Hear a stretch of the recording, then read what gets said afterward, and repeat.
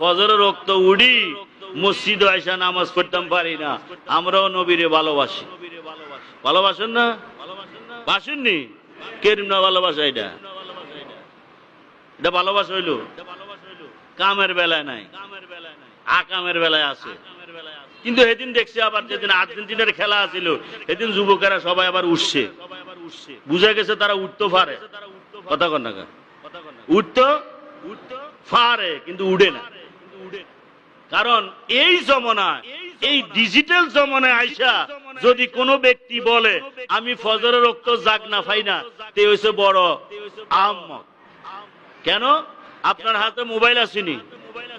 কথা, মোবাইল আসেনি? মোবাইলের মধ্যে অ্যালার্ম দিয়ে রাখা যায় না? আপনি যদি 4টার অ্যালার্ম দিয়ে রাখেন, মোবাইলে আপনারা চালাই দিব, মেয়া উঠে না। মোবাইলে সিক করে আপনি শুয়ে থাকতে পারবেন না। কথা কোন ঠিক কিনা? এই জন্য আমি বলি এই ডিজিটাল জমানায় যদি কেউ বলে আমি ফজর রক্ত জাগ না পাই না, হয় হেতে বেকুব, নইলে হেতে আমারে বেকুব মনে করতে আছে। বেকুব মনে করি আমারে বুঝাইতে আছে। সুতরাং চেষ্টা করলে হয় কি হয় না? বলেন না, হয় কি হয় না? যে 4:40 জমাত, আপনি 4টার আপনি অ্যালার্ম দিয়ে রাখেন না মোবাইলে।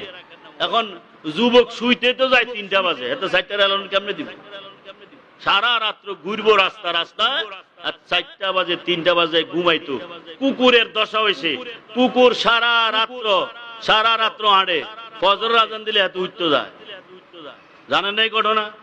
কুকুর ঘুমায় কখন? ফজর আজানের পরে। এই জন্য কুকুরের মধ্যে বরকত নাই, কারণ সে রহমতের সময় ঘুমায়।